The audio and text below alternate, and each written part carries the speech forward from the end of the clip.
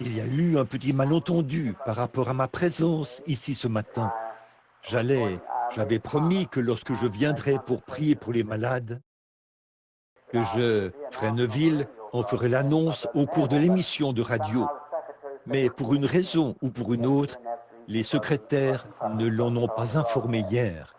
Voilà pourquoi ça n'a pas été publié, n'a pas été annoncé à la radio.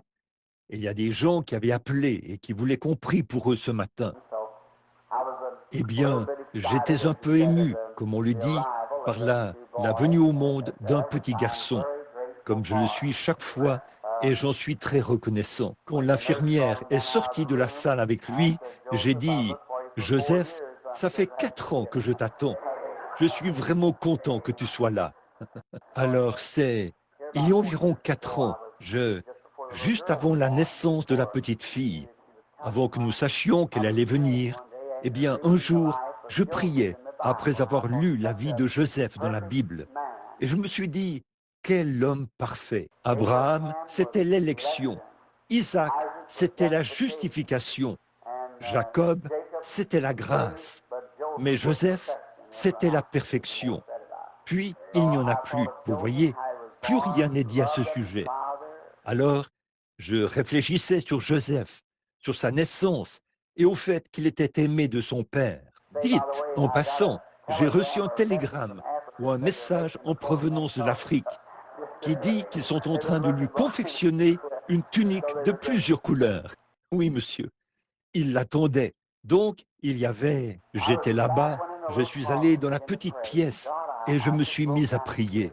Oh Dieu, j'ai fondu en larmes en pensant combien ce Joseph était une personne merveilleuse et sur le fait qu'il avait été vendu pour 30 pièces d'argent, pratiquement 30 pièces d'argent comme Jésus. Jésus, Judas, excusez-moi, a vendu Jésus. Et il était sorti du tombeau, vous savez, et s'est assis à la droite de Pharaon.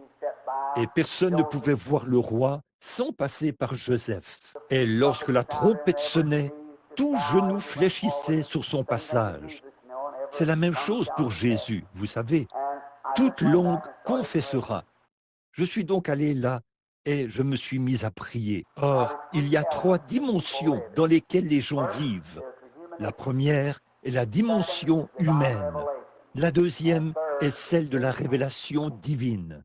Et la troisième est celle des visions. Donc, par exemple, la prière. Quand on prie pour quelqu'un dans la dimension humaine, on dit, eh bien, j'espère que tu te rétabliras. Tu vois, je l'espère. Je mets ma foi avec la tienne. J'essaie d'utiliser toute la foi possible. Ça, c'est la deuxième est celle de la révélation divine.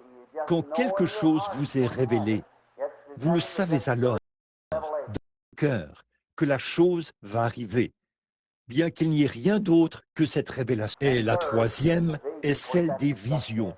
Et ça, évidemment, c'est ainsi dit le Seigneur. C'est absolument certain. Alors, c'est entrer dans cette dimension-ci.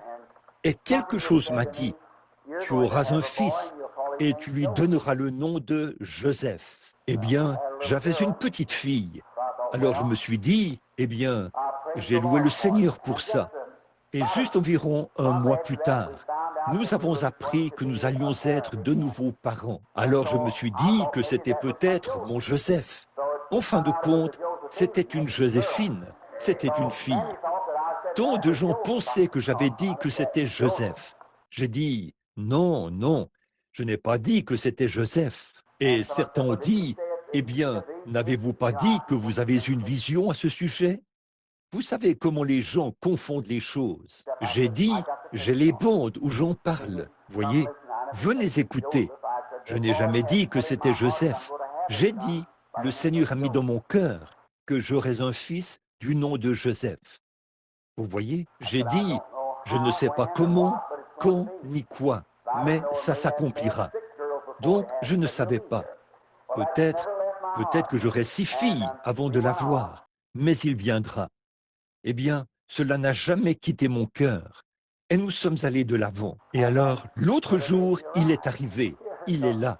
Alors je suis très reconnaissant pour lui. Nous savons que quand le Seigneur promet quelque chose, le Seigneur fera ce qu'il a promis. Voyez, forcément, pour être Dieu, il doit tenir sa parole. Je peux pas tenir la mienne parfois, et vous ne pouvez pas tenir la vôtre.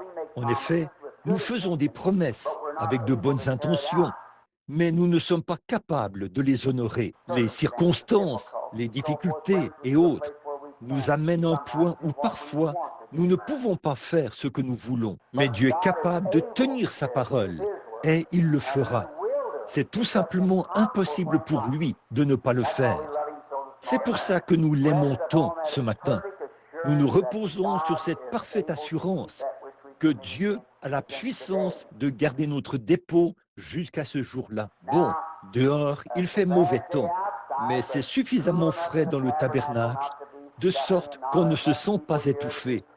Et il n'y a pas assez de gens ici pour qu'on soit serrés les uns contre les autres et qu'on soit debout dans les rangées.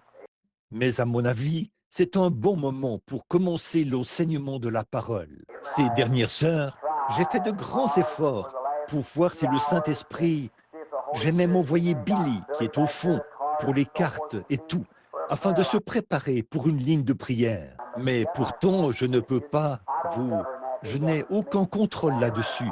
C'est lui qui a le contrôle sur moi, voyez-vous. Je n'ai rien à voir là-dedans.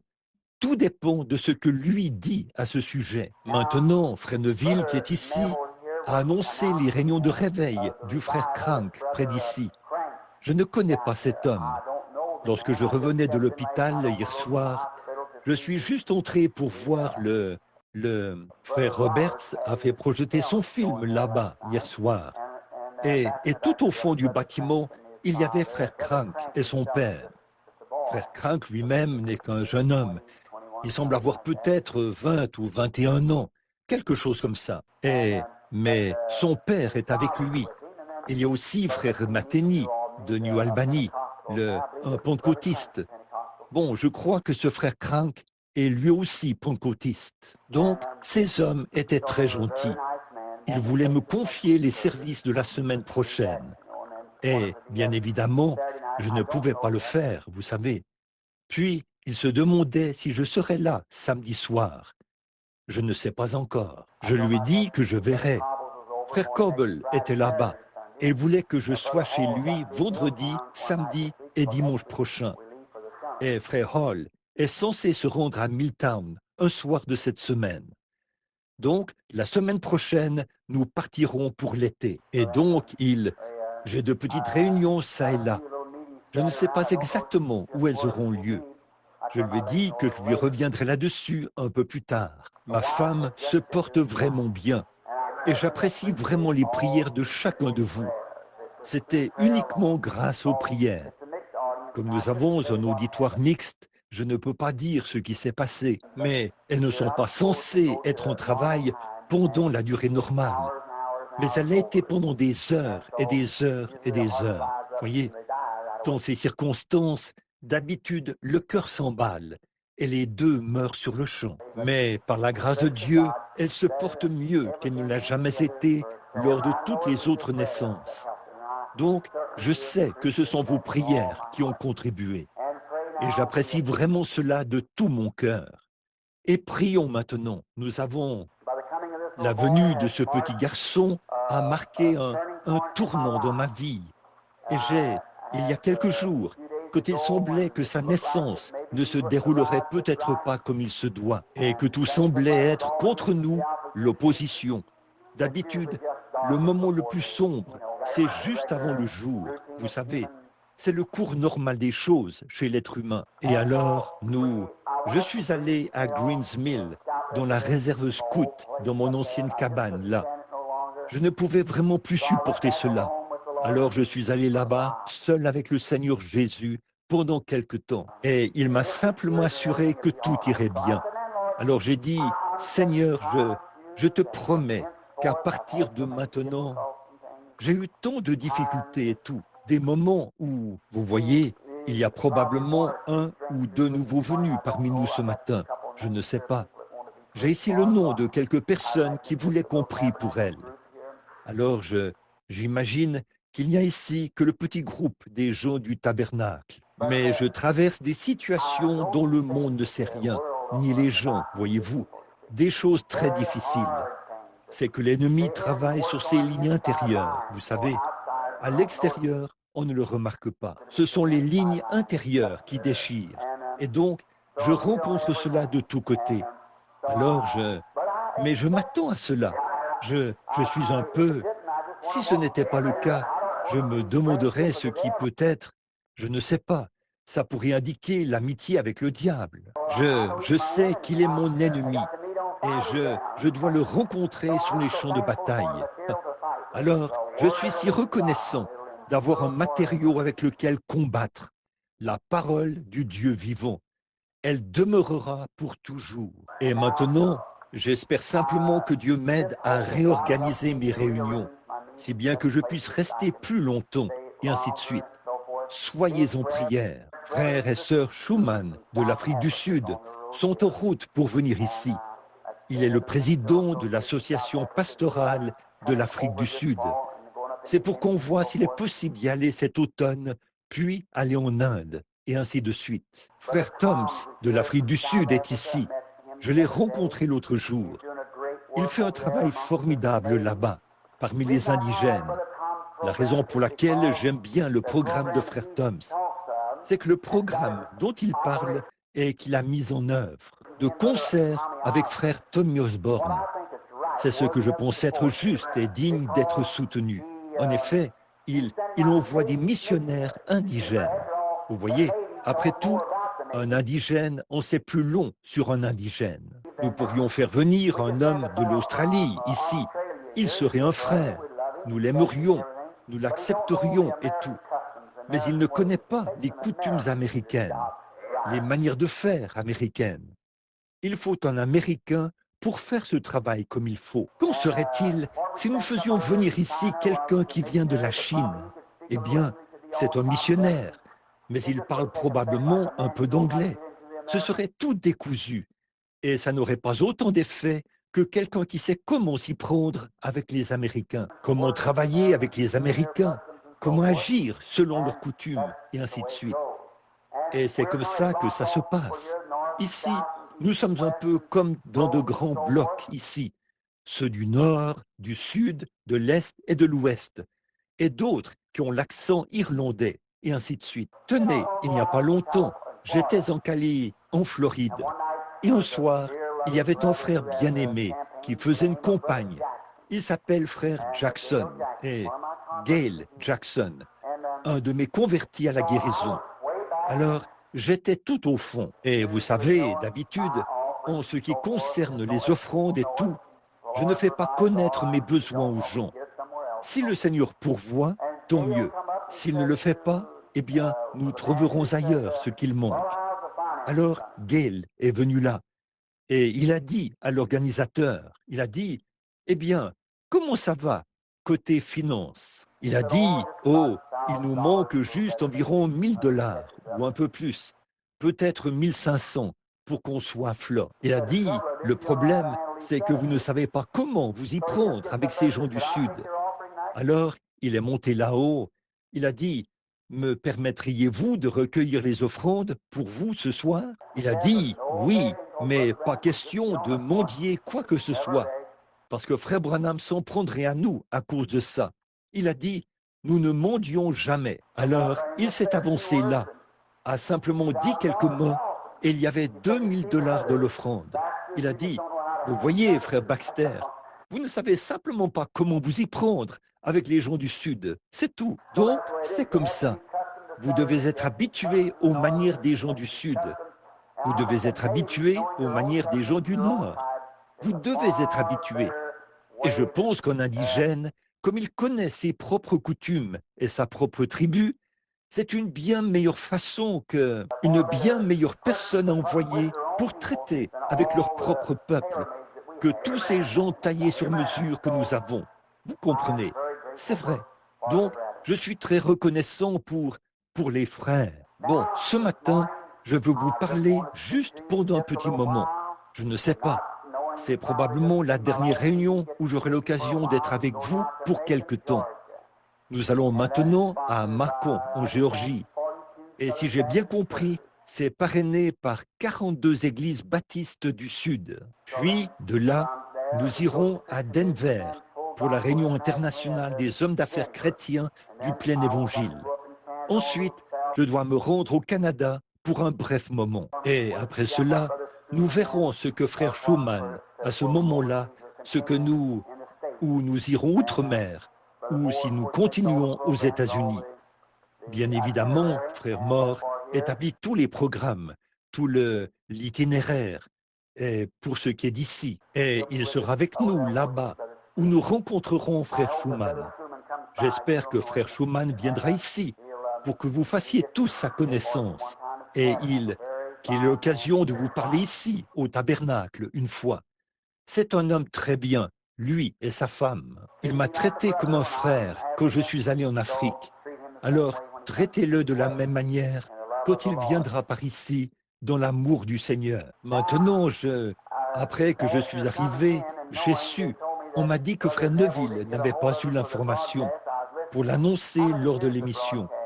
Je l'écoutais. Combien écoute l'émission? Je vous le dis, les cantiques sont sublimes. Et là, la prédication va un peu plus haut que cela. C'était vraiment un bon message hier. Vous appréciez tout cela? Ce n'est pas pour le faire rougir, mais c'est la vérité. Si je pensais que frère Neville faisait quelque chose de mal, je lui demanderais de venir dans le bureau pour discuter de tout ça avec lui et prier là-dessus. S'il fait quelque chose de bien, je tiens à lui en parler. Vous voyez, on se sent mieux comme ça. Les belles petites cartes et les cadeaux que vous savez tous, qui ont été envoyés au petit garçon là-bas, je tiens à vous dire que je les apprécie aussi. Ma femme envoie son amour et ses salutations à chacun de vous. Et maintenant, prenons la bonne vieille parole bénie que voici.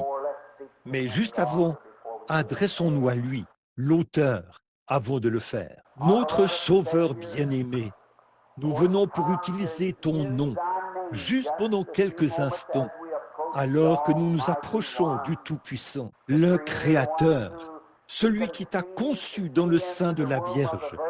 Et elle a enfanté cet être merveilleux, qui est le médiateur entre les vivants et les morts, le seul chemin, le seul médiateur. Et nous sommes si heureux de savoir que par sa divine promesse, il nous a donné ces paroles.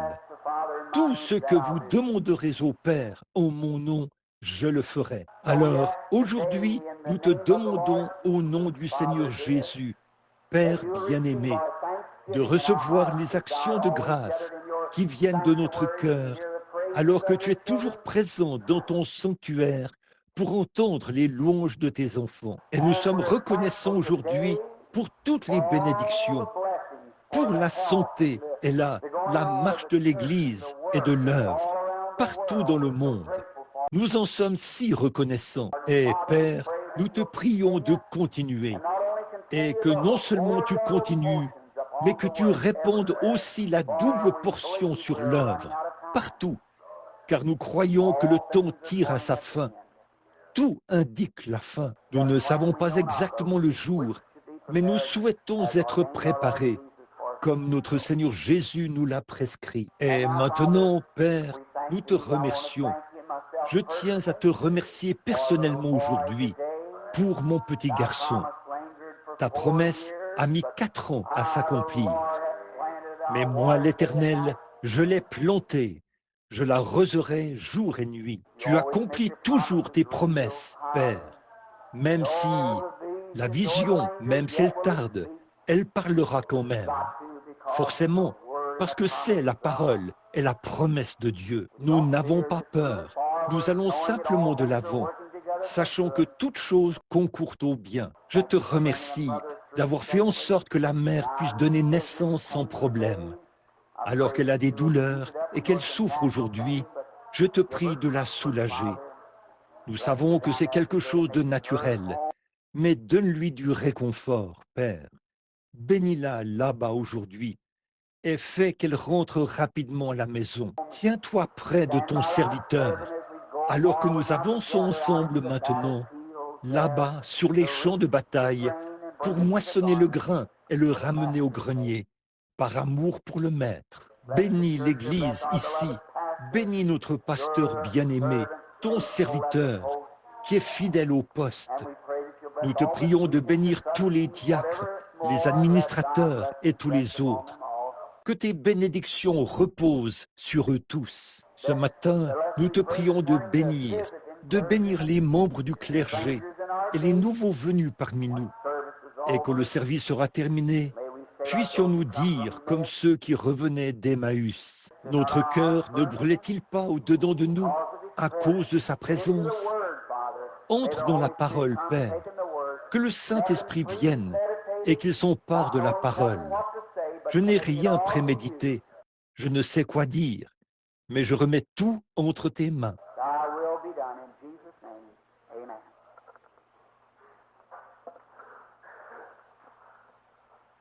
Que ta volonté soit faite au nom de Jésus.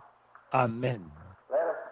Prenons un petit passage de l'Écriture, si vous le voulez bien, dans le livre de la Genèse, en commençant au chapitre 6, juste pour lire une petite citation ici dans la parole.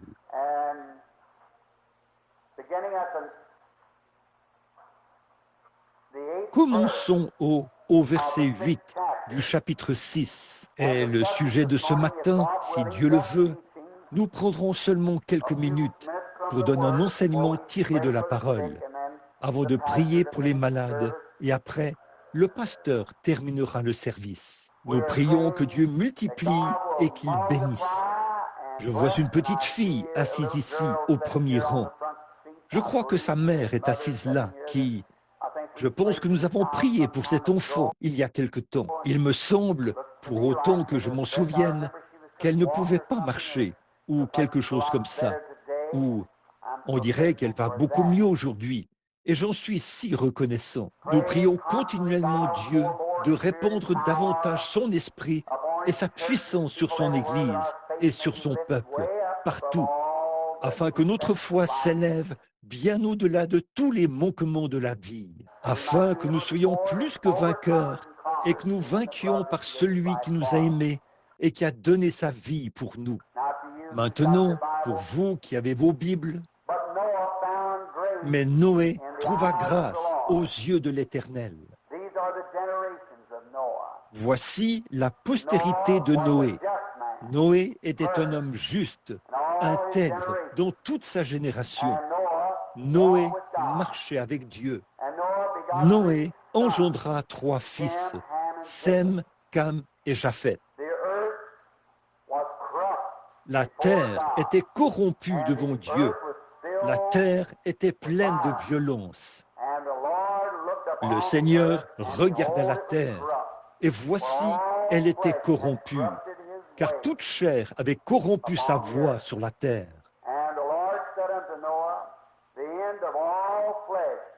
Alors le Seigneur dit à Noé, « La fin de toute chair est arrêtée par devers moi, car ils ont rempli la terre de violence. Voici, je vais les détruire avec la terre. Fais-toi une arche de bois de gopher. Tu disposeras cette arche en cellules, et tu l'enduiras de poids en dedans et en dehors. » Que le Seigneur ajoute maintenant ses bénédictions à la lecture de sa parole. Ce matin, je veux parler, si Dieu le veut, ou donner un enseignement plutôt sur la parole, pendant quelques instants, sur l'arche, ce que signifiait l'arche, ce que préfigurait l'arche, et ce dont l'arche était un type. Car l'arche et tout ce qui se trouve dans l'Ancien Testament était un type parfait de Christ. Et Christ est l'accomplissement de tout l'Ancien Testament. Ça s'est accompli en Jésus-Christ. Bon, c'était une période de destruction, la période juste avant la destruction. La terre entière était remplie de violence. Si vous remarquez, partout vous voyez les hommes commencer à se multiplier. Les gens commençaient à se rassembler. De grands rassemblements de gens. Ça se poursuit.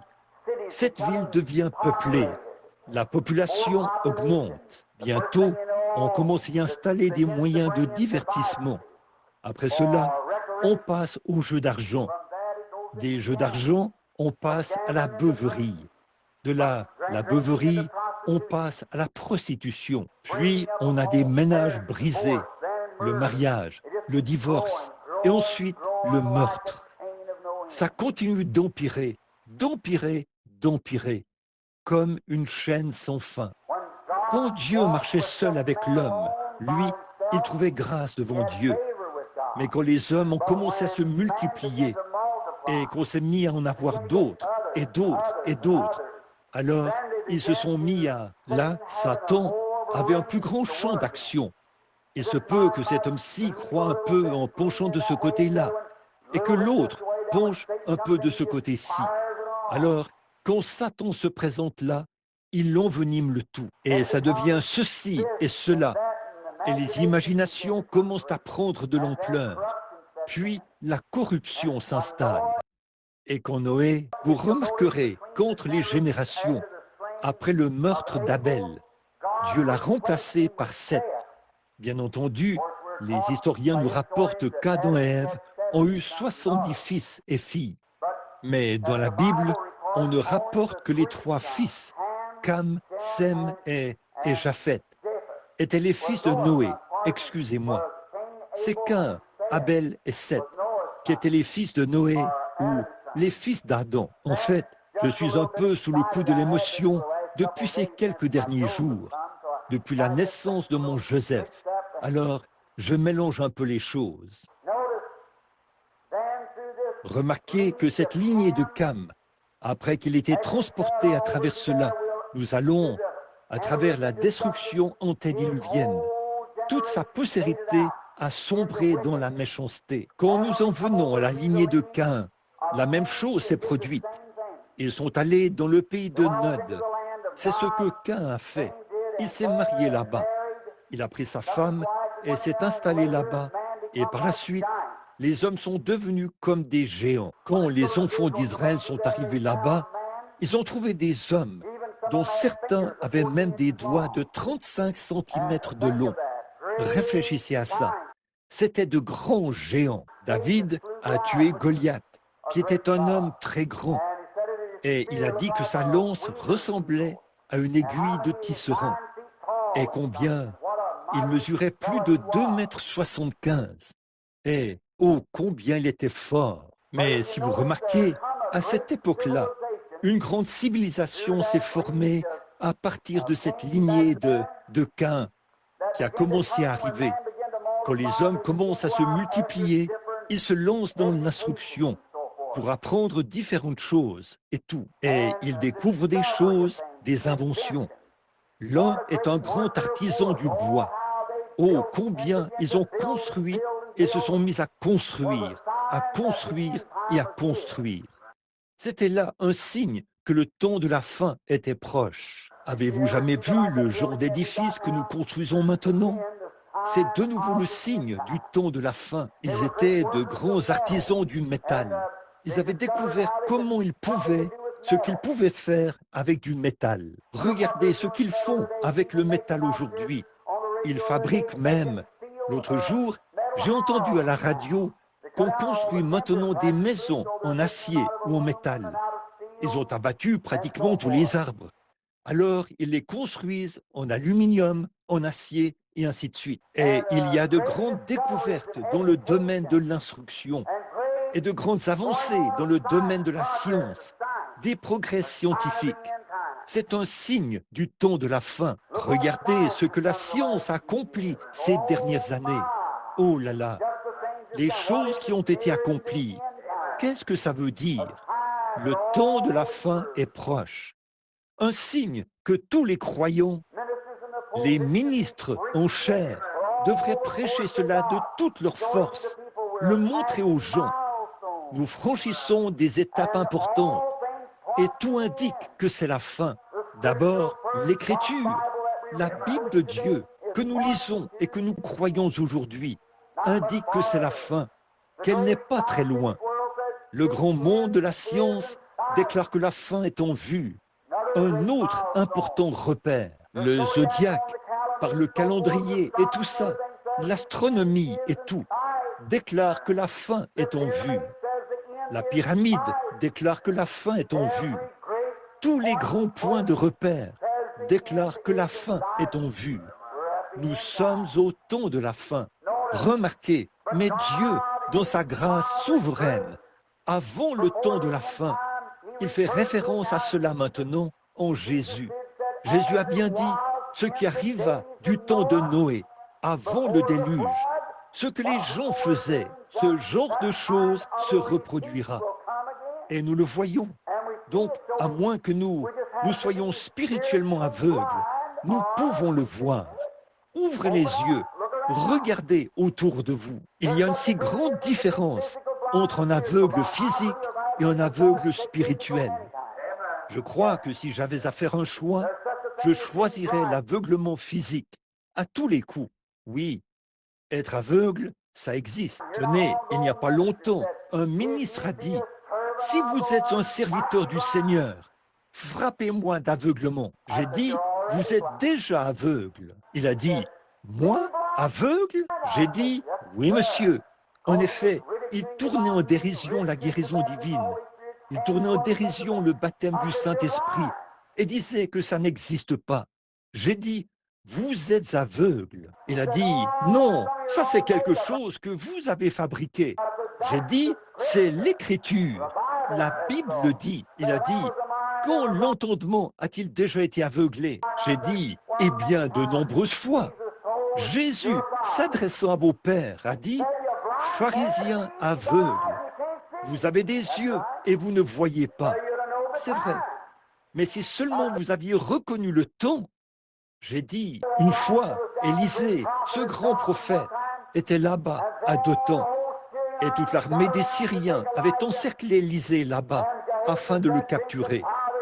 Et Géasi a dit ceci, il a dit, « Père, ils sont sur nous. Toute la ville est encerclée par l'armée des Syriens. » Il a dit, « Eh bien, ceux qui sont avec nous sont en plus grand nombre que ceux qui sont avec eux. » Il a dit, « Voyons, les voilà. Je ne vois personne d'autre que toi. » Il a dit, « Oh Dieu, ouvre ses yeux. » Et quand ses yeux se sont ouverts, il a regardé. Et voici que tout autour de ce vieux prophète, il y avait des chars de feu. Les collines étaient en feu. Il y avait les anges de feu. Il s'est avancé vers cette armée et il a dit, il les a frappés d'aveuglement. Il s'est avancé. Comment? Pas physiquement. Dans un sens, ils étaient physiquement aveugles. Il s'est avancé et a dit, cherchez-vous Élisée? Il était lui-même Élisée. Ils ont dit, oui, nous le cherchons. Il a dit, venez, suivez-moi. Je vais vous conduire à lui. Ils ne le savaient pas. Ils étaient aveugles. Et aujourd'hui, des hommes sont frappés d'aveuglement parce qu'ils rejettent Dieu, la miséricorde. Il ne reste plus que le jugement. Mais Dieu, dans son amour et sa miséricorde, a donc pourvu d'un moyen, de sorte qu'avant même que le jugement divin frappe, il y aura un moyen. Dieu pourvoit d'un moyen d'y échapper pour tous ceux qui désirent marcher dans cette voie. Ça, c'est sa miséricorde, de pourvoir d'un moyen d'y échapper. Ne voulons pas qu'aucun périsse, mais voulons que tous arrivent à la repentance. Il est dans le monde aujourd'hui. Il opère des signes et des prodiges. Et il suscite des gens. De grandes choses se produisent. Montre des signes en haut dans le ciel et sur la terre. Des signes de soucoupes volantes dans les airs.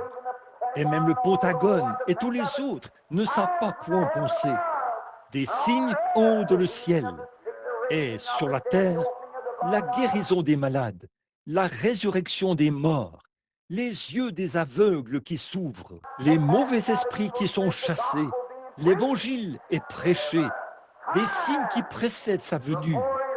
Ne voulons pas qu'aucun périsse, mais que tous puissent se prosterner dans l'humilité et dans la douceur pour se repentir. Mais ceux qui rejettent Christ doivent marcher dans l'aveuglement. Qu'en serait-il aujourd'hui si je refusais d'avoir la vue, qu'elle me soit ôtée? Si je refusais de garder mes yeux, je prendrais quelque chose pour les crever. Dans ce cas, je ne veux pas voir. C'est ce qu'il en est spirituellement. Si un homme refuse de regarder dans la parole de Dieu pour voir le plan et voir Dieu, il se crève automatiquement les yeux. Il se ferme lui-même les yeux aux choses de Dieu. Quel jour, quel temps, quelle leçon nous devrions apprendre aujourd'hui en regardant autour de nous au temps de la fin. Mais Dieu, dans sa grâce souveraine, du temps de Noé, il a dit, maintenant, je veux que tu ailles préparer le moyen pour tous ceux qui désirent échapper à ce jugement. N'est-ce pas merveilleux? Dieu, ne voulant pas qu'aucun périsse, pourvoit d'un moyen d'y échapper pour ceux qui voulaient accepter le moyen que Dieu avait pourvu pour y échapper. Alors il a dit, Noé, je veux que tu fasses une arche. Or, le mot arche signifie un petit coffre ou un lieu où s'échapper, un refuge. On mentionne 3 d'entre eux dans l'Ancien Testament. Et nous voulons maintenant examiner ces 3-là pendant quelques instants. Tous ces 3 étaient un type d'une seule grande arche, Christ, pour l'Église d'aujourd'hui. 3, c'est une confirmation. Toutes les choses anciennes ne sont que des préfigurations. L'autre jour, j'étais assis au bord d'un ruisseau et je lisais au sujet de ces mères israélites qui ont donné naissance aux patriarches. Et chacune d'elles, au moment de donner naissance, prononçait son nom pendant qu'elle était en travail, disant ce qu'il serait et ce qu'il serait au dernier jour. Sans savoir ce qu'elle faisait, elle marmonnait. Prenez Genèse 49 et regardez ces types, ce qu'il en est d'eux au temps de la fin, où ils seront, et observez ce qu'il en est. C'est juste là. Oh là là, oh, si seulement nous pouvions parfois ouvrir nos yeux et notre oreille spirituelle, afin que lorsque la parole est proclamée, nous prenions conscience de ce qu'il en est et que l'Esprit nous le révèle. Je prie maintenant que le Saint-Esprit prenne ces choses de Dieu et les mette dans notre cœur, celui de chaque homme, femme, garçon et fille présent. L'arche, il y en a une que Noé a construite, un moyen d'échapper. La deuxième qui est mentionnée, c'est celle dans laquelle Moïse avait été mis. La troisième était l'arche du témoignage pour Israël. Et la quatrième, toutes les autres se sont accomplies dans la quatrième, qui est Jésus-Christ. Revenons maintenant en arrière et commençons par la première arche dans la Genèse, pour voir comment les préparatifs ont été faits pour cette arche. Et voyons si ce n'est pas un type parfait de Christ. Et tous ceux qui se sont rassemblés dans chaque arche, ou sous la, ont été réconciliés par cette arche. Tous ont été préservés à travers le jugement. Et aussi vrai qu'ils ont été préservés dans les types, à combien plus forte raison serons-nous préservés en Christ, le véritable antitype de toutes les arches. Oh, il est merveilleux. Alors, nous remarquons qu'à cette époque-là, Dieu a parlé à Noé. Il a dit, « Je veux que tu la fasses avec une certaine sorte de bois. » Bon, ce n'est pas n'importe quelle sorte de bois qui ferait l'affaire. Nous devons prendre une certaine sorte de bois. Et il faut que ce soit du bois de gopher. Le bois de gopher, là, c'était... J'ai étudié ici, il y a quelques semaines, pour savoir ce qu'était le bois de gopher. Et c'était un bois souple, malléable. Et là, c'est ce dont était faite l'arche. C'était un bois qu'on pouvait facilement appliquer, un bois malléable. Ça, c'est le croyant. Une fois entre les mains de Dieu, retranché de sa propre justice, de cet arbre, il devient malléable entre les mains du constructeur, non pas flottant à tout vent de doctrine, mais qui est malléable, à même de se fondre parfaitement dans la parole de Dieu pour être facile à utiliser. Et nous remarquons que c'était un bois capable d'absorber l'humidité facilement, qui absorbe l'humidité.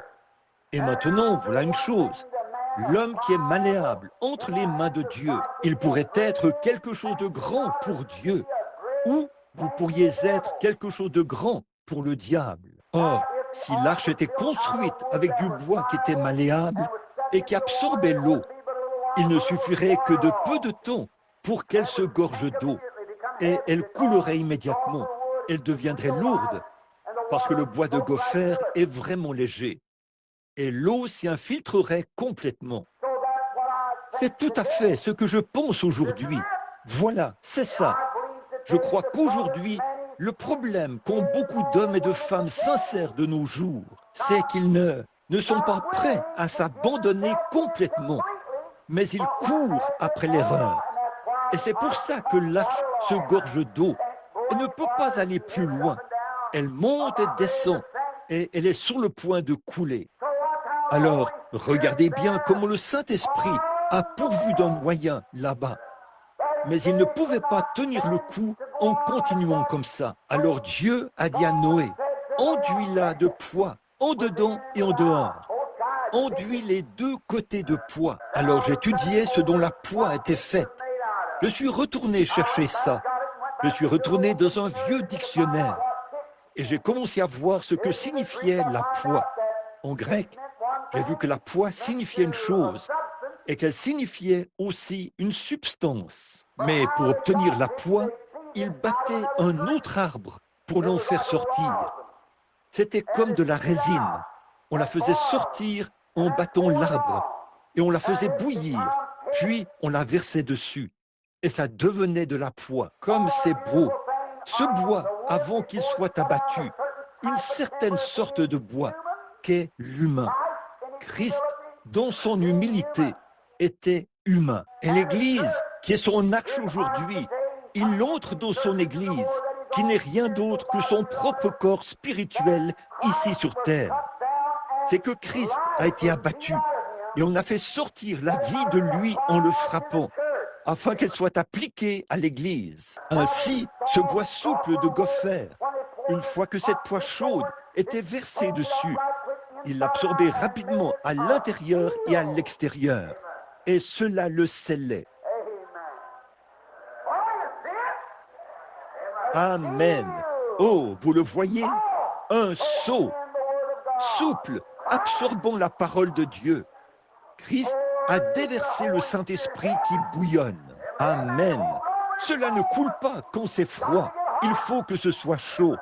Ce qu'il nous faut aujourd'hui, c'est une réunion du Saint-Esprit à l'ancienne mode, bouillonnante, déversée. Il prenait ce bois souple de gopher et avec la grande louche, il déversait cela sur ce bois de gopher qui était vraiment souple. Il était prêt. Puis, à l'intérieur tout comme à l'extérieur, cette poix pénétrait les parois et l'enrobait pour devenir comme de l'acier. Aucune eau ne pouvait s'y infiltrer. C'était une protection. Et tout homme qui vient reçoit Christ et est revêtu du Saint-Esprit. Sa pensée est tellement fixée sur une seule chose qu'il ne voit rien d'autre que Christ. Il ne se soucie plus du monde. Vous pouvez le heurter, le percuter, le mettre à la porte, faire tout ce que vous voulez.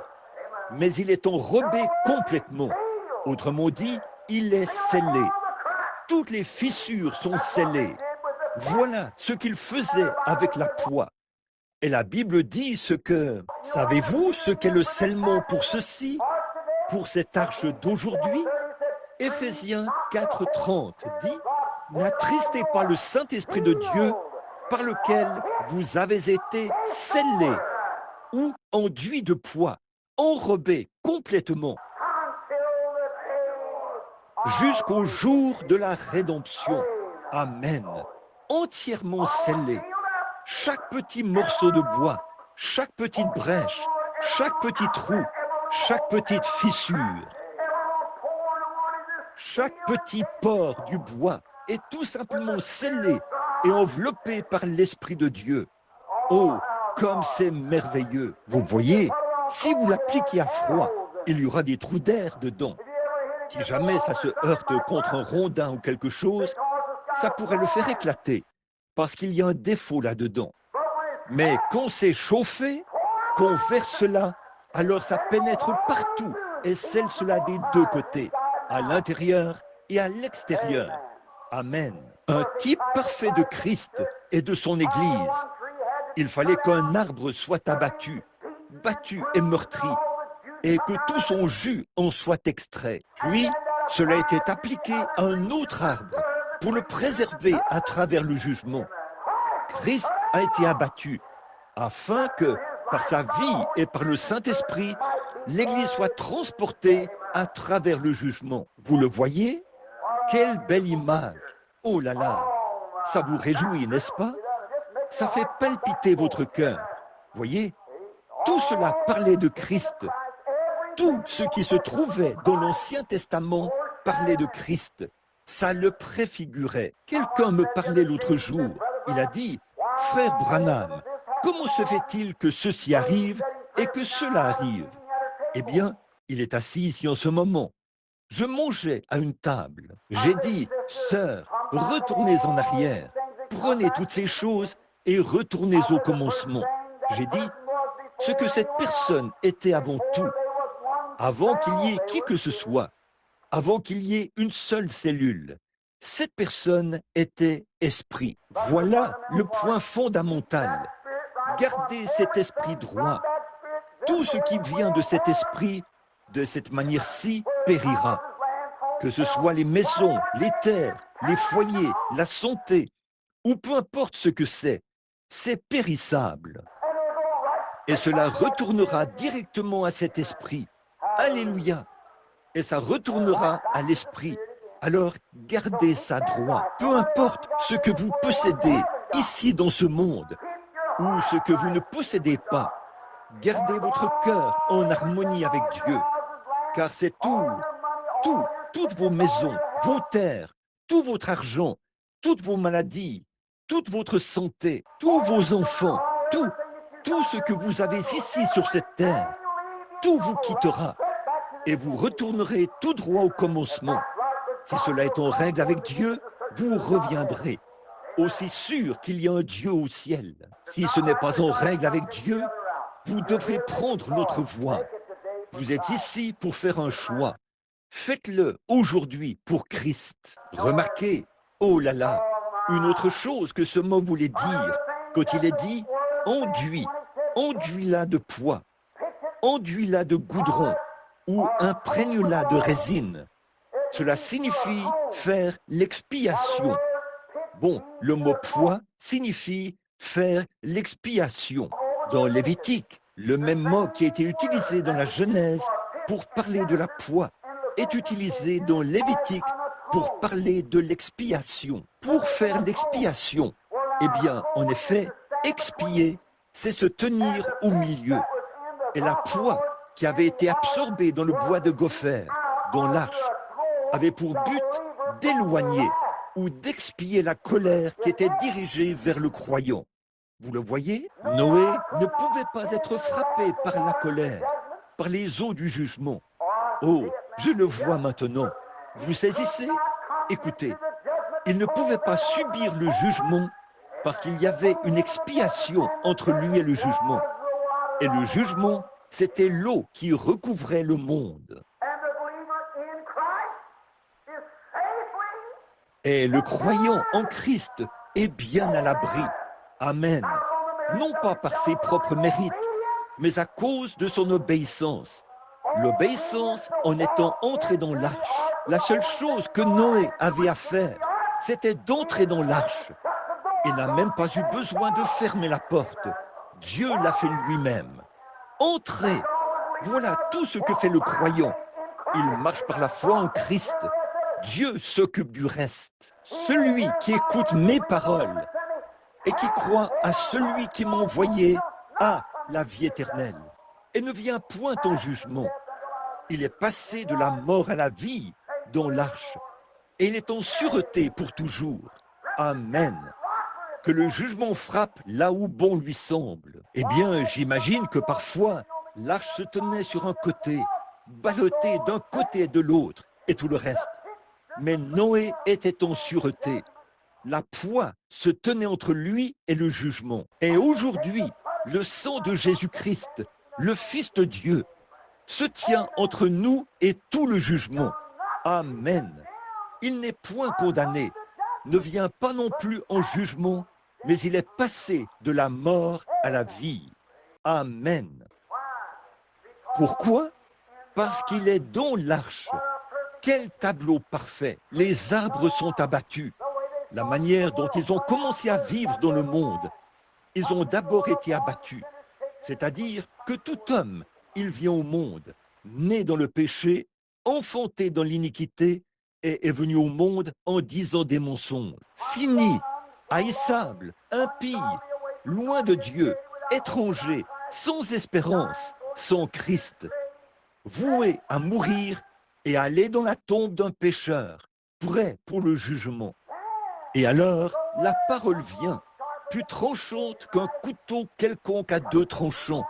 Elle abat l'arbre, le taille, en retranche toutes les épines et tous les aiguillons. Elle en coupe la meilleure partie, qui est malléable, amen, dans la main du constructeur, Christ. Puis sa vie a été répandue au calvaire, afin que, par l'effusion du sang, il puisse faire une expiation pour protéger l'homme qui est dans l'arche de sécurité. Oh là là, quel tableau!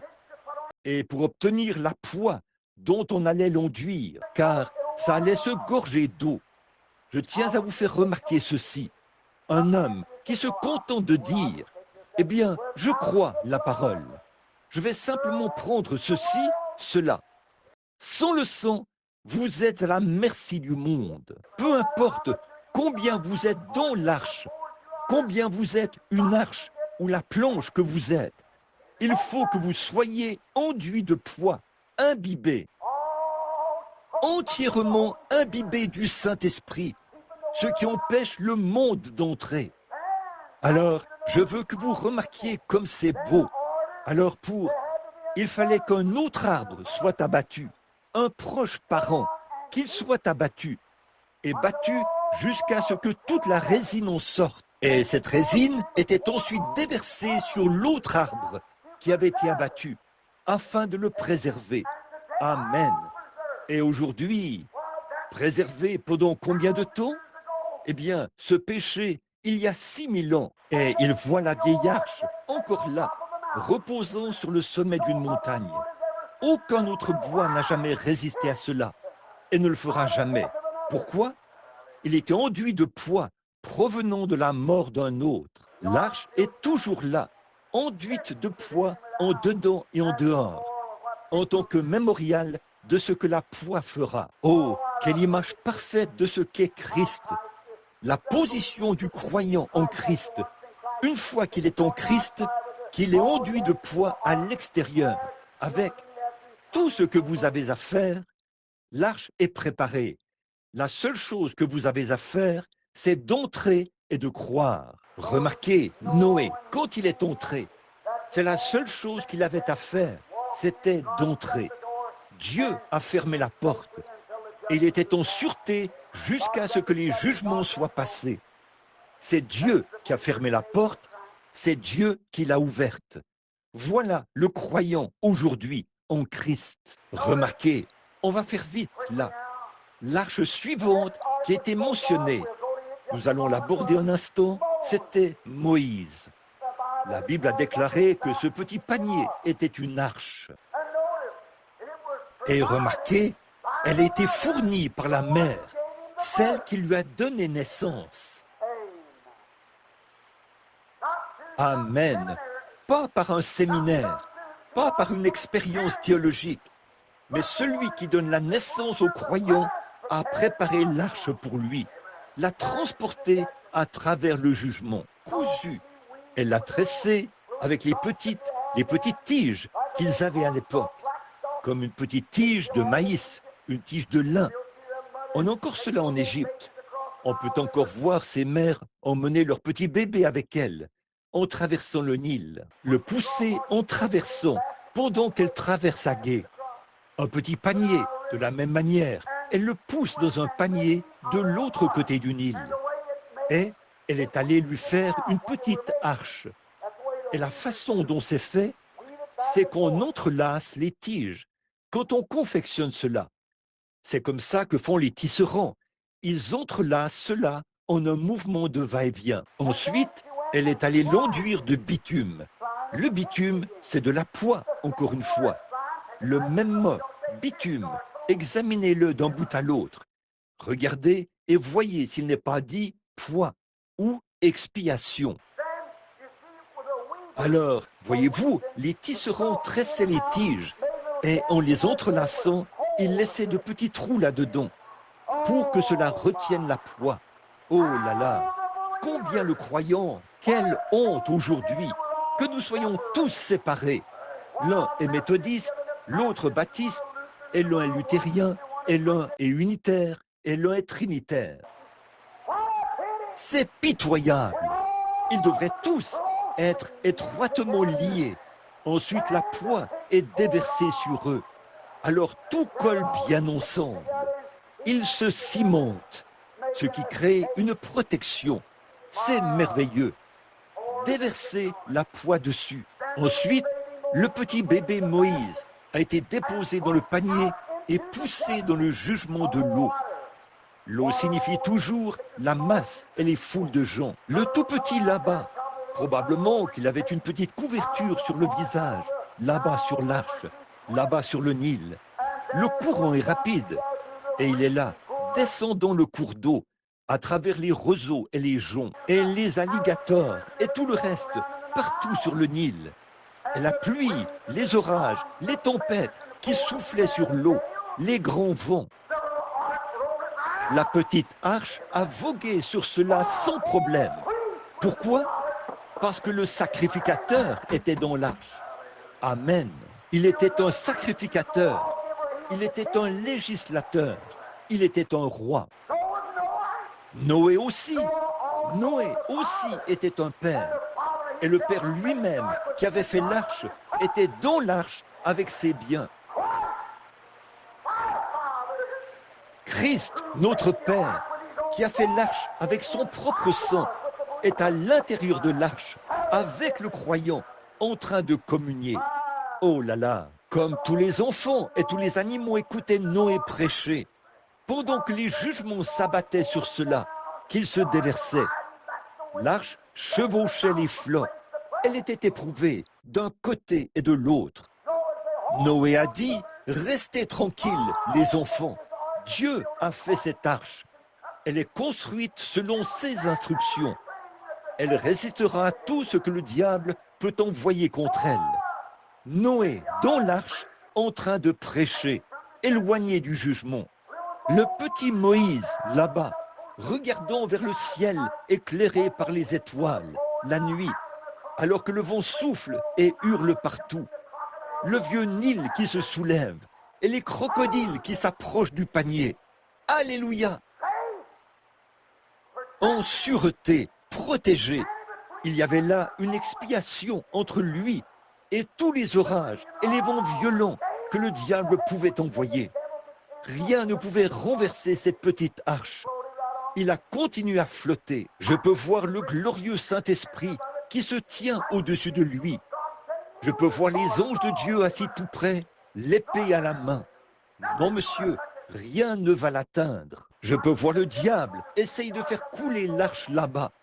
Et Noé qui chante « Jésus, garde-moi près de la croix » ou quel que soit le chant qu'il chantait.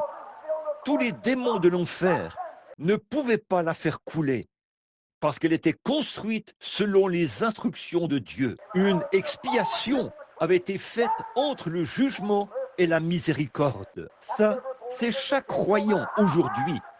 Peu importe combien cela peut sembler difficile, combien la vie peut sembler difficile, tant que vous êtes en Jésus-Christ, il n'y a rien de présent, rien de futur qui ne puisse atteindre votre âme.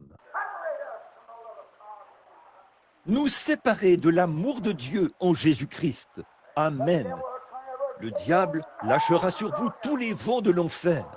Mais Dieu a une expiation qui se tient entre vous et cela. Vous flotterez sur toutes les vagues. Vous traverserez tous les bonds d'alligator. Où a-t-il accosté? Exactement dans la voie pour devenir le roi de toute l'Égypte. Alléluia. Et un de ces jours, quand cette vieille arche accostera de l'autre côté du Jourdain orageux, nous marcherons en tant que sacrificateurs et rois devant Dieu.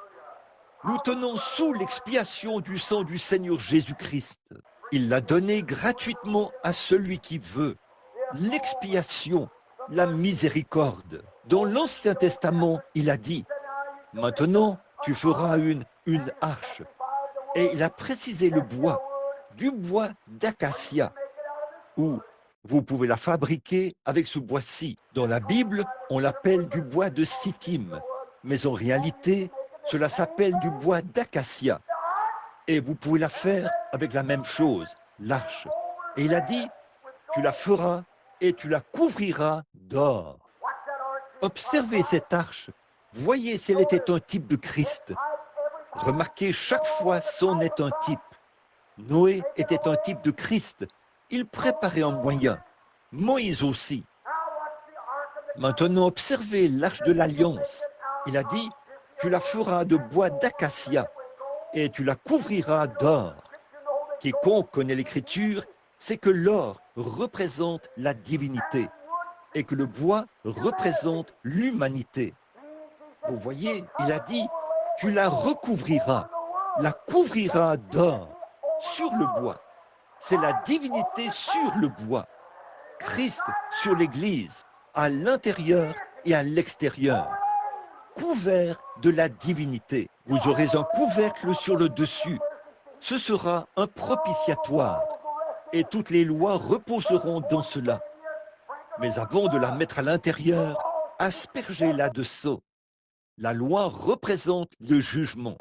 Mais entre la loi et l'assemblée, il y avait un rideau, car la divinité se tenait là, un type de Christ.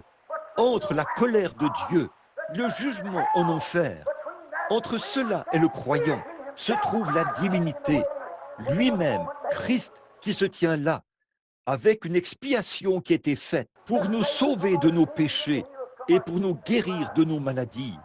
La divinité se tient là, entre le jugement. La loi, c'était un juge. La loi jugeait, mais l'expiation se trouvait entre le croyant qui avait confessé et le jugement. Le jugement se trouvait là, dans l'arche, prêt à être appliqué. Mais à ce moment-là, il ne pouvait pas l'être, car une expiation se trouvait entre lui et le croyant. Et le croyant est venu y accepter Christ, dont l'ombre est le type. Le sang versé a été aspergé sur le propitiatoire. Alors, il obtenait miséricorde et il pouvait repartir en se réjouissant parce qu'il était affranchi du jugement. Il n'y a donc maintenant aucune condamnation pour ceux qui sont en Jésus-Christ, qui marchent non selon la chair, mais selon l'esprit. Et quand un homme sait qu'il est mort aux choses du monde, et que ceux qui entrent en Jésus-Christ et qui marchent selon le Saint-Esprit, et non par les voies de ce monde de péché, il n'y a aucune condamnation pour lui. Il peut regarder l'enfer et le jugement en face et se réjouir. Parce que là, il y a le sang de Christ qui fait l'expiation, qui se trouve entre lui et le jugement. Amen. Voilà, le croyant, une fois qu'il est entré, le couvercle est fermé et c'est réglé pour toujours. Amen. L'or, la divinité, couvre le dessus et le dessous et tout autour, enveloppé dans la divinité. Tout homme qui entre en Christ est enveloppé dans le Saint-Esprit et ils deviennent des fils et des filles de Dieu. Là, dans cet or battu, on le chauffait et le battait. Et celui qui battait l'or, il battait l'or. Il devait le battre avec un marteau. Et il battait l'or jusqu'à ce qu'il y voie son reflet. Ensuite, on le chauffait, on le répandait sur l'arche et cela pénétrait dans le bois. Oh là là! Quand le Saint-Esprit, qui est la puissance, le Saint-Esprit et le feu est répandu sur le croyant. Par le sang de Christ, cela fait une expiation pour lui. Il est à l'abri de tout jugement divin. Est-ce que cela inclut la maladie? Oui, monsieur, absolument. Il n'est pas dit qu'on ne vous bousculera pas, qu'on ne se moquera pas de vous, qu'on ne sera pas après vous, qu'on ne fera pas ceci. Mais le malheur atteint souvent le juste. Bien des fois, quand l'arche est ballottée de ce côté-ci et de ce côté-là. Mais l'Éternel l'en délivre toujours. La vieille arche a été très ballottée. Elle a traversé bien des hauts et des bas, et bien des orages. Mais elle a quand même accosté sur le mont Ararat. De nombreux alligators se sont nourris. Ils ont traversé les eaux. De nombreux orages ont traversé la nuit. Elle a traversé bien des tempêtes sombres. Mais elle a accosté sans encombre parmi les joncs, où la personne destinée pouvait être amenée au trône de la nation, du plus bas au plus élevé. Amen.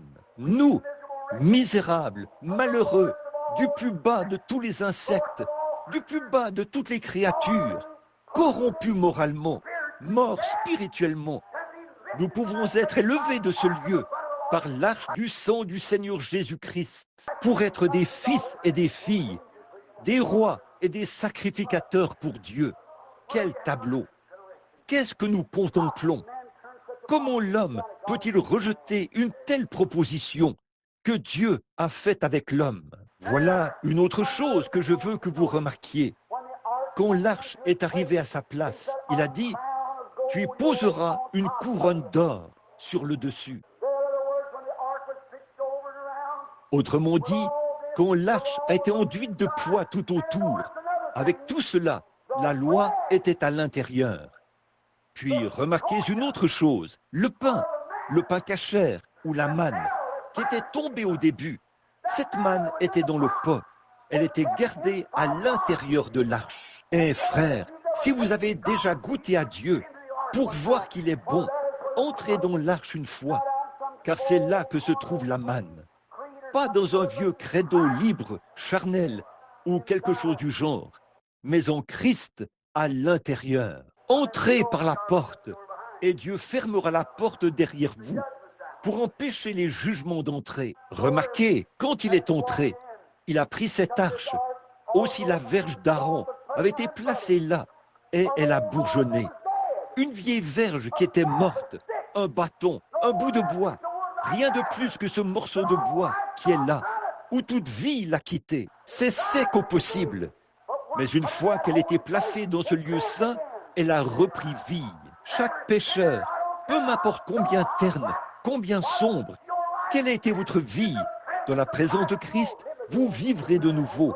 Vous vous épanouirez et vous fleurirez. Et vous serez nourris de l'esprit. Combien vous êtes malade, ça n'a pas d'importance. Vous vivrez encore dans la présence de l'expiation. Quelle chose extraordinaire! Quelle chose nous contemplons! Quelle écriture! Quel Dieu! Comme c'est parfait! Quel fondement sûr! Tout le reste n'est que sable mouvant. Tout le reste n'est que sable mouvant. Remarquez, il posait une couronne. Pourquoi? C'était le roi. Que signifiait cette couronne d'or posée sur le dessus d'une boîte? Cela signifiait qu'ici, avec cet or qui se trouvait par-dessus, l'humanité était couverte d'or. Du sang était aspergé sur le dessus. Et une couronne était posée sur cela. Quel type parfait de Christ et de sa divinité, de son amour. Il est venu dans le monde et il s'est placé sur l'humanité, son Église, ses croyants. Sur cela, il a aspergé son propre sang et il sauvera celui qui veut. Et deux anges, faits d'or battu, et les ailes pointées l'une vers l'autre, au propitiatoire, où chaque croyant vient, confesse ses péchés, reçoit la réconciliation pour son péché. Le voilà. Maintenant, regardez-le. La couronne d'or, est-ce que ça représente Christ? Oui. Quand Christ était ici sur terre, il était couronné d'une couronne d'épines pour verser le sang.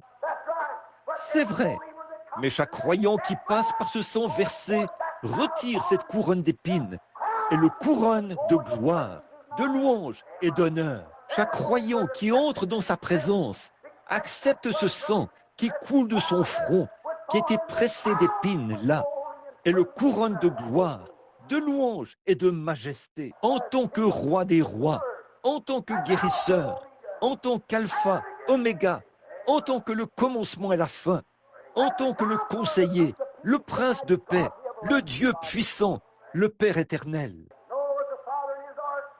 Noé était le père dans son arche. Moïse était père dans son arche.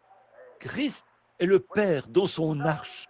Avec ses sujets, vous, l'Église, le croyant, bien à l'abri. Je veux que vous remarquiez, encore une fois, comment s'approcher de cette arche.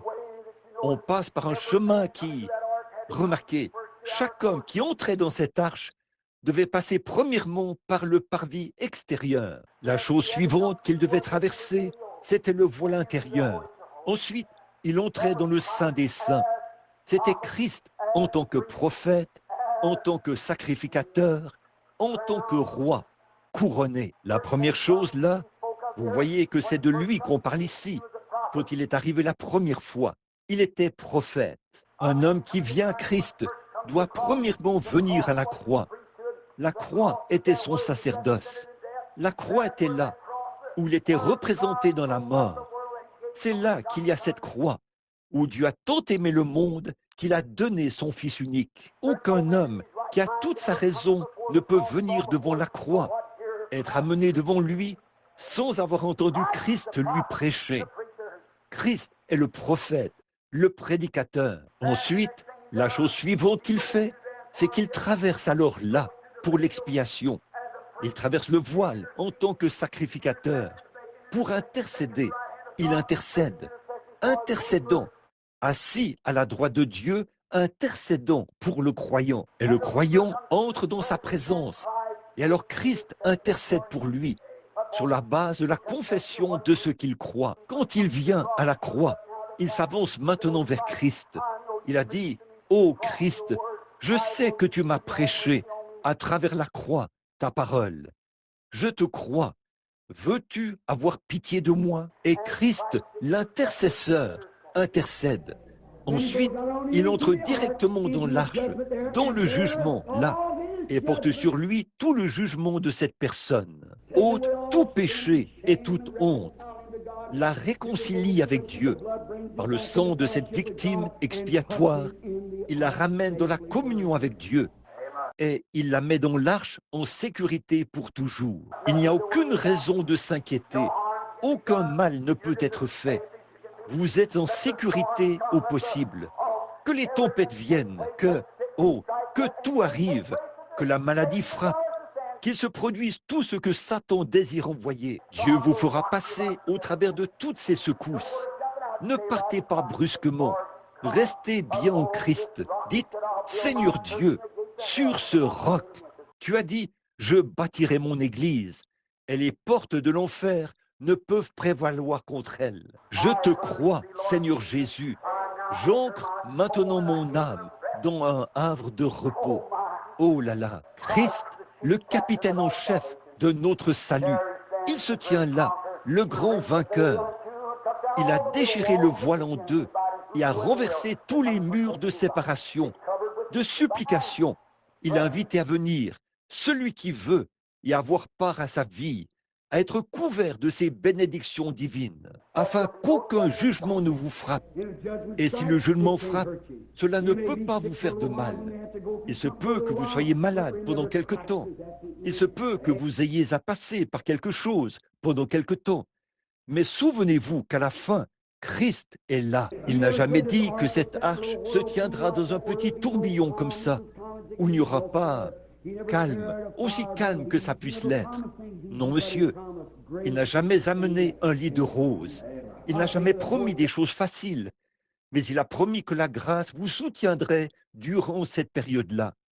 Je pense au poète qui a dit « Dois-je être transporté à ma demeure céleste sur un lit de roses, alors que d'autres ont combattu pour remporter le prix et naviguer à travers des mers de sang? Non, je dois combattre si je veux régner. Augmente mon courage, Seigneur.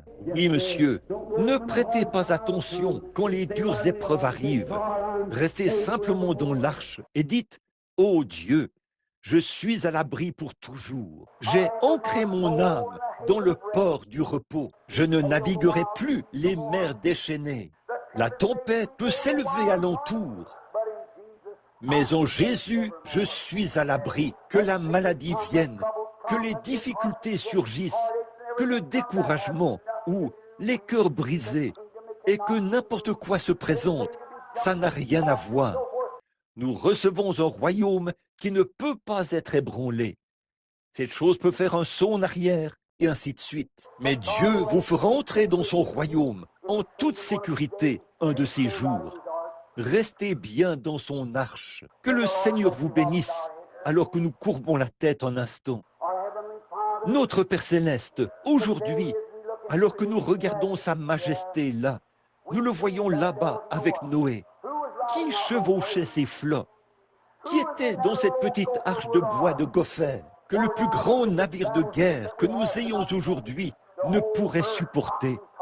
La terre entière était secouée et ballottée à des milliers et des milliers de kilomètres de son orbite tout là-bas. Ça tournoyait comme un tourbillon là, et les vagues qui s'élevaient à des kilomètres de haut dans les airs. Le monde entier couvert. Ces grandes montagnes qui avaient été couvertes par les eaux. Ils tournoyaient dans l'obscurité de minuit. Le jugement. Des cadavres qui étaient ballottés et qui flottaient. Et un petit bateau en bois de Gopher, enduit de poids en dedans et en dehors. Et ceux-là, tes croyants bien-aimés, étaient assis à l'intérieur de l'arche, en parfaite sécurité. Ils ne se souciaient de rien. Ils avaient fait exactement ce que tu avais dit de faire. Ils avaient suivi tes instructions. Et celui qui suit tes instructions ne sera ni condamné ni confus. Finalement, tu as arrêté la tempête. Les tempêtes de la vie sont passées. Alors nous sommes arrivés en toute sécurité dans un nouveau monde. Cher Père Céleste, aujourd'hui, sur la mer de la vie, agitée par la tempête, nous ne comprenons pas comment ça se passe. À une époque où la science médicale est extraordinaire, où les églises font de si grandes choses, mais nous nous sommes simplement bien ancrés en Jésus. Les tempêtes viennent, les persécutions surviennent, mais nous avons suivi l'instruction. Tu nous feras passer au travers. Ô Père Céleste, accorde ces bénédictions à chacun. Bénis le nouveau venu parmi nous ce matin. Bénis ceux qui ne sont pas sauvés. Et puissent-ils devenir tes enfants. Pendant que nous avons la tête inclinée, je me demande s'il y aurait quelqu'un ici qui est en dehors de Christ, qui voudrait lever la main pour dire « Frère Branham, je lève la main vers Dieu ». Juste pour que vous et lui la voyiez. Je veux qu'on se souvienne de moi et être amené à l'intérieur de l'arche avant qu'il ne soit trop tard.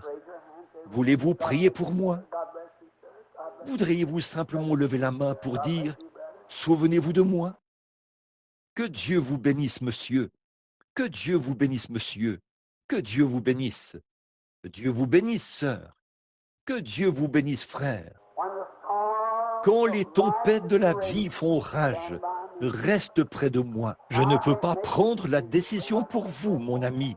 Je peux seulement prier pour vous. Vous devez prendre votre décision.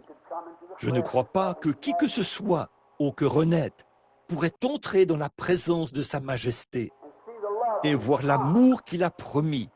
Or, pourquoi avez-vous levé la main? Quelque chose frappe à votre cœur. C'est Dieu qui essaie de vous amener dans l'arche. Nul ne peut venir à moi si mon Père ne l'attire. Et tous ceux qui viendront à moi, je ne les mettrai pas dehors. Je lui donnerai la vie éternelle. Je le ressusciterai au dernier jour. N'ayez pas peur. Dieu dirige les vents. Dieu dirige l'arche. Il a déjà tout prévu. Eh bien, Noé n'aurait pas eu de victoire s'il n'y avait pas eu de tempête et d'épreuves. Si on nous fait passer dans un petit tunnel sans danger, il n'y a pas de joie. C'est en raison des tempêtes de la vie que nous avons la joie. Nous ne saurions jamais ce qu'est la lumière du jour si nous n'avions pas connu l'obscurité. Nous ne saurions jamais ce qu'est le sommet de la colline si nous n'avions pas de montagne. Nous ne saurions jamais ce qu'est une bonne santé si nous n'avions pas connu la maladie. Vous ne sauriez jamais apprécier le salut si vous n'aviez pas été autrefois pécheur. Dieu a fait toutes choses, la loi du contraste. Il vous aime. Maintenant, pendant que vous avez la tête inclinée et les mains levées, Dieu notre Père, je prie qu'aujourd'hui, alors que la porte est encore ouverte, les gens viennent de l'Est et de l'Ouest, du Nord et du Sud, ils se rassemblent. De grands signes se produisent. Dans les cieux, des phénomènes terribles. Les éléments atomiques de l'air ont été fissionnés. L'hydrogène se consume. Les soucoupes volent.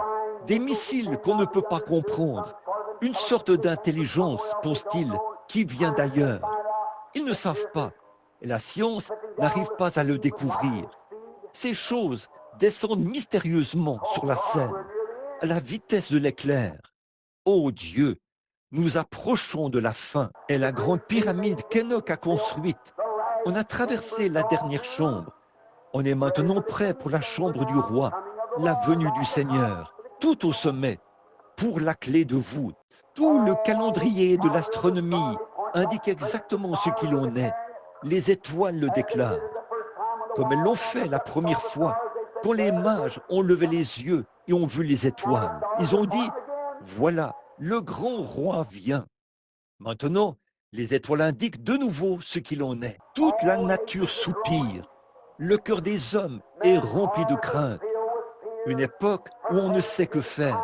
De l'angoisse chez les nations. Le mugissement de la mer.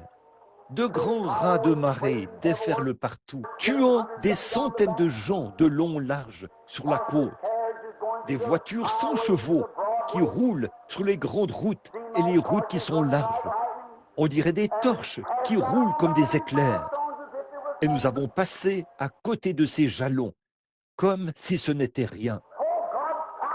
Ô Dieu, arrête-nous au plus vite. Arrête ce monde de péché par la prédication de l'Évangile. Sauve ceux qui ont levé la main aujourd'hui, Seigneur Jésus. Accorde-le aujourd'hui.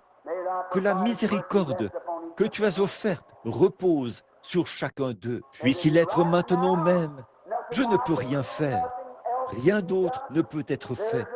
C'est à eux de faire le pas suivant. Tu as envoyé le Saint-Esprit. Il a mis la parole dans leur cœur. Ils ont levé la main pour indiquer qu'ils y croyaient. Tu as dit, celui qui croit ceci ne périra jamais, mais il aura la vie éternelle. Viens, Seigneur, règle la question avec eux pour toujours. Ils croient en toi et ils croient maintenant ta parole.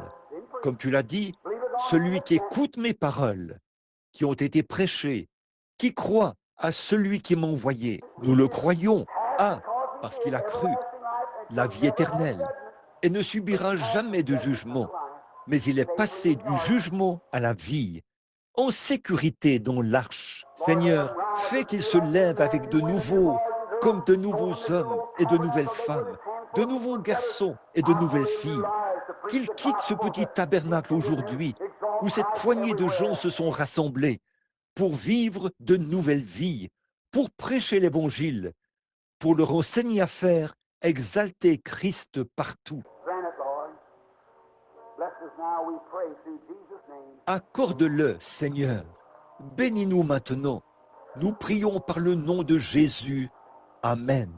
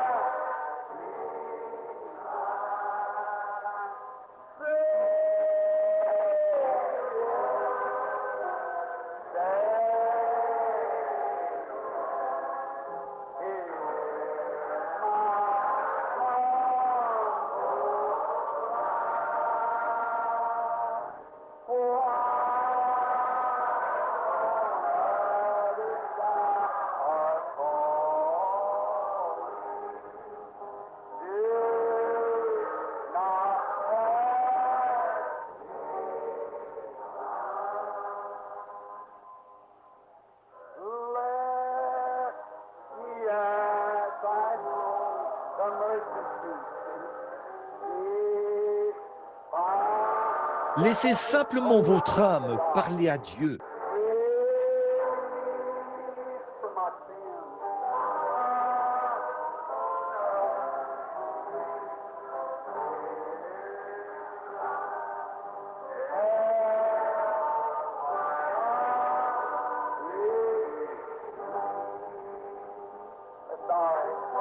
Courbons la tête.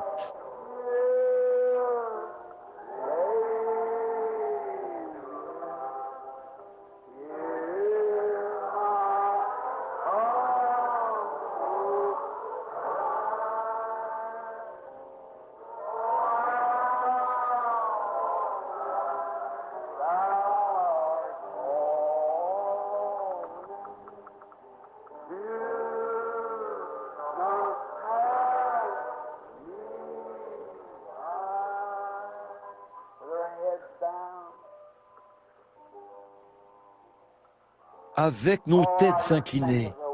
Oh, je pense au moment merveilleux, chaque fois que je viens dans cette vieille bicoque, ici.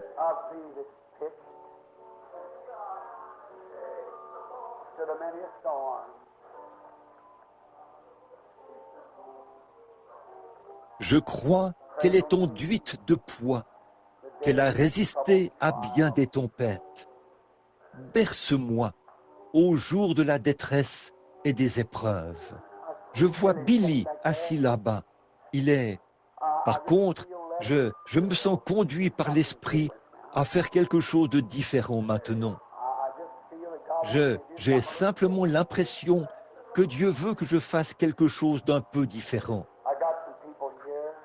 J'ai des gens ici, un certain monsieur D. Cook, un certain monsieur Long, Erwin, plusieurs autres dont le nom est inscrit sur un papier ici,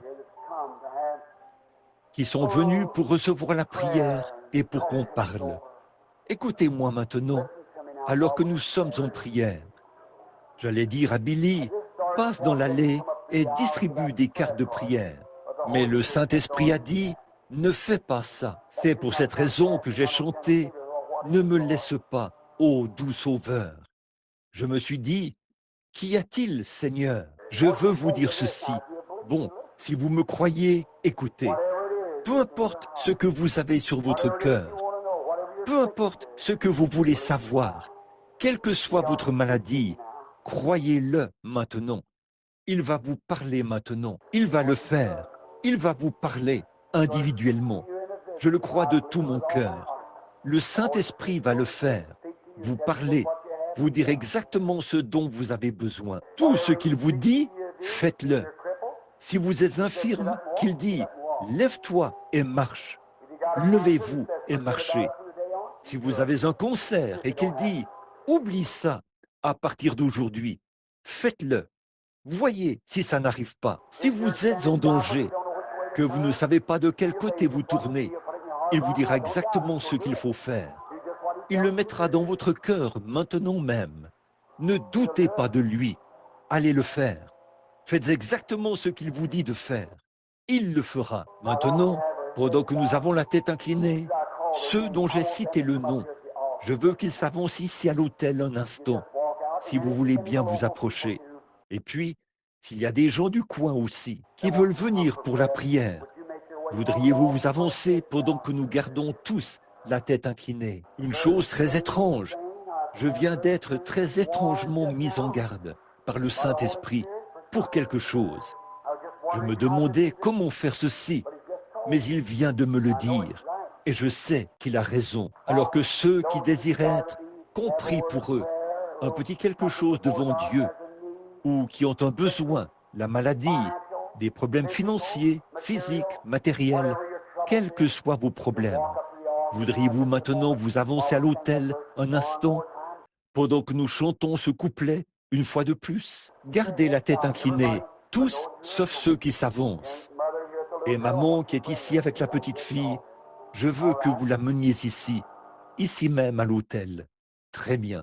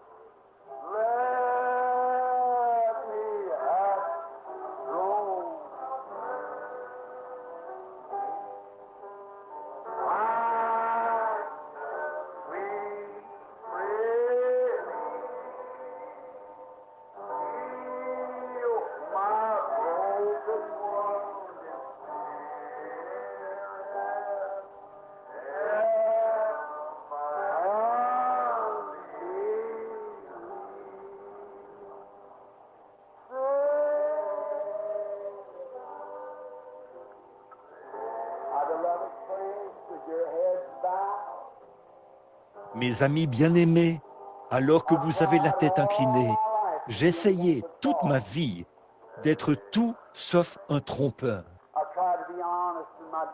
J'ai essayé d'être honnête dans mes rapports avec Dieu et avec mes semblables. Et j'ai essayé chaque fois d'agir et de faire exactement ce que le Saint-Esprit me disait. C'est pour ça que je suis amené d'un endroit à l'autre et que j'arrête des réunions et que je vais à différents endroits.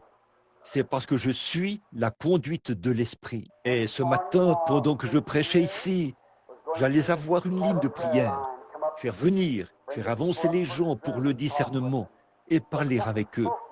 Mais quelque chose m'a parlé qui a dit, dis aux gens. C'est pour ça que je me suis arrêté. C'est arrivé tout d'un coup. Il a dit, demande aux gens de venir ici et dis-leur, venez me demander.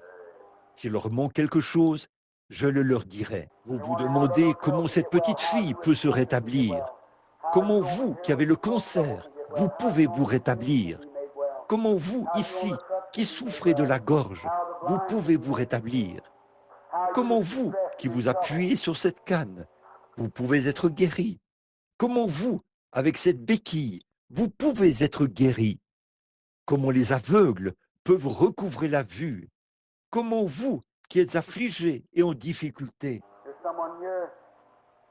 Il y a quelqu'un ici qui a des problèmes de ménage, des problèmes de famille. Comment puis-je m'en remettre, frère Branham? Il vous le dira tout de suite. D'autres problèmes, vous vous posez des questions au sujet de ceci, cela ou autre chose.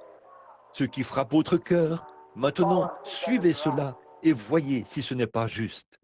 Suivez-le simplement et voyez si ce n'est pas vrai. Ne changez pas d'avis, tenez-vous-y. Il a dit qu'il vous parlerait.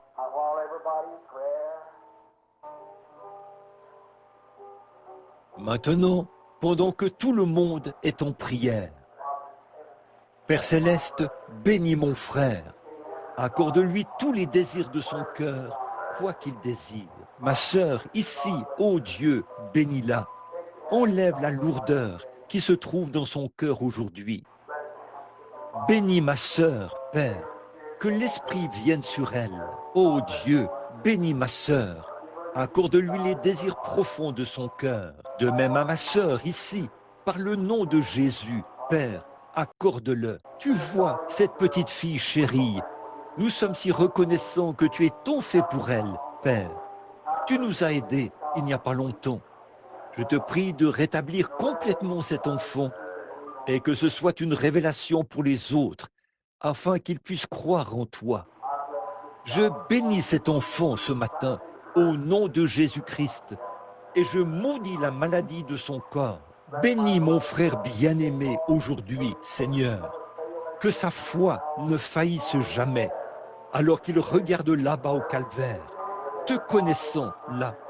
La foi, quelle que soit la foi qui repose là, Dieu confirmera cela et l'accomplira. Vous pouvez retourner à votre place maintenant. Bénis mon frère Morgan. Donne-lui ce que son cœur désire. Quoi qu'il demande aujourd'hui, puisses-tu l'accorder au nom du Seigneur. Bénis ma sœur, Seigneur, et donne-lui ces choses qu'elle désire par Jésus-Christ. Dieu notre Père, mon frère, je te prie, afin que le désir de son cœur puisse s'accomplir. Notre frère ici, du rassemblement en campement de l'Oyo, Père Céleste, puisse le désir de son cœur puisse-t-il trouver ce désir en Jésus-Christ. Et je te remercie pour la guérison, Seigneur. Dieu notre Père, je prie, alors que mes mains sont posées sur mon frère, que le désir de son cœur lui soit accordé.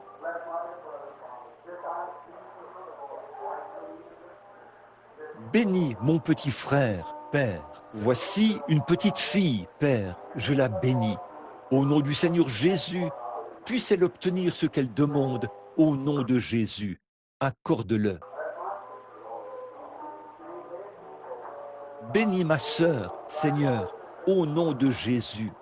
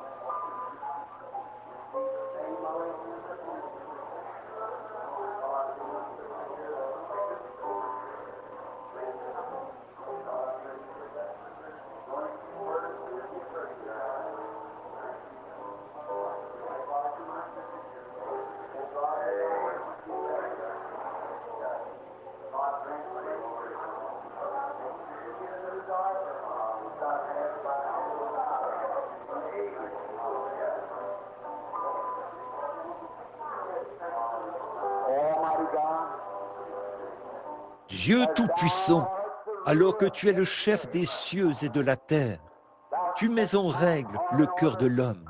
Tu as mis les étoiles dans le ciel et elles y demeurent. Tu as suspendu le soleil dans son orbite et il reste là. Tu as placé la lune là-haut dans les cieux et tu l'as mise là pour veiller sur la mer. Tu as fixé ses bornes de sorte qu'elle ne puisse en sortir. Tu as parlé et ils ont obéi. Seigneur Dieu, tu parles au cœur de l'homme. Puisse-t-il être toujours flexible et prêt à s'imprégner de l'Esprit et à faire les choses que Dieu a commandées. Et Père Céleste, tu as parlé à mon cœur ce matin, ton serviteur indigne, et j'ai dit aux gens que tu veux parler individuellement à chacun d'eux. Et maintenant, Père, je suis descendu en commémoration de la révélation que tu m'as donnée, et je leur ai imposé les mains. Et Père, peu importe ce que tu as mis sur leur cœur à ce moment-là, ô Dieu, que ce soit là leur décision à jamais, juste là, sachant que ton esprit est ici maintenant, qu'il place cela sur leur cœur, tout à fait. S'ils sont infirmes, puissent-ils marcher. S'ils sont aveugles, puissent-ils voir. S'ils sont affligés, puissent-ils être rendus heureux. S'ils ont des ennuis, puissent-ils être ôtés. Accorde-le, Seigneur. S'ils essayent de prendre une décision, que la bonne décision vienne à l'instant. Puisse le Saint-Esprit révéler toutes ces choses dont nous avons besoin. Accorde-le, Seigneur. Nous sommes ici, à l'autel. Nous nous attendons à toi. Nous t'adorons. Maintenant, Père, s'il y en a ici à qui tu n'as pas encore parlé, puisse ton esprit se déverser maintenant. Puisse-t-il se mouvoir tout le long de cet autel, ici, et tout révéler. Fais que chaque cœur soit sûr, Seigneur, qu'il y ait une certitude absolue, afin qu'il n'y ait aucun doute nulle part. Puisse ton esprit enlever toute friction. Et dans l'auditoire, ces chers gens, les bien portants, ceux qui n'ont pas d'ennui, ceux que tu as bénis et qui sont assis ici avec santé et force ce matin. Oh, ils prient pour les autres, leurs camarades, Seigneur. Ils ont eu des problèmes semblables et ils savent que tu les as aidés. Et maintenant, Père, nous prions d'un même accord que tu envoies ton esprit et que tu confirmes tout, Seigneur, maintenant même, dans chaque cœur, alors que nous attendons humblement avec ton glorieux Saint-Esprit, qui oint, qui agit, qui fait la chose que nous estimons être juste. Accorde-le, Seigneur.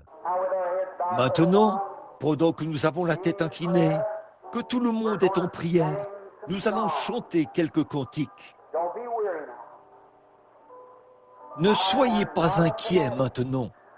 Je ne suis pas un fanatique. Vous le savez.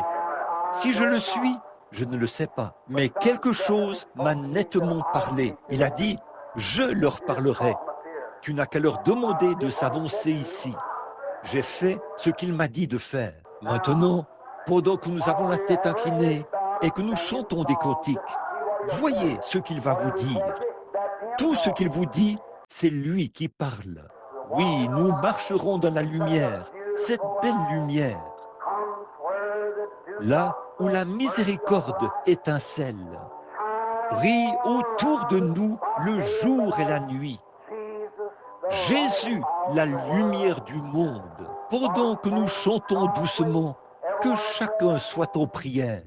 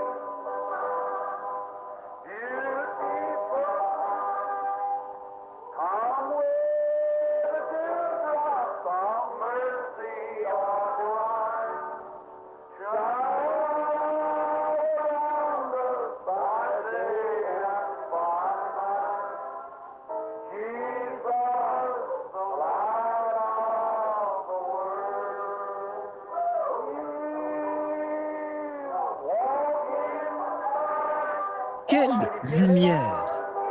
Il la donne maintenant, la lumière.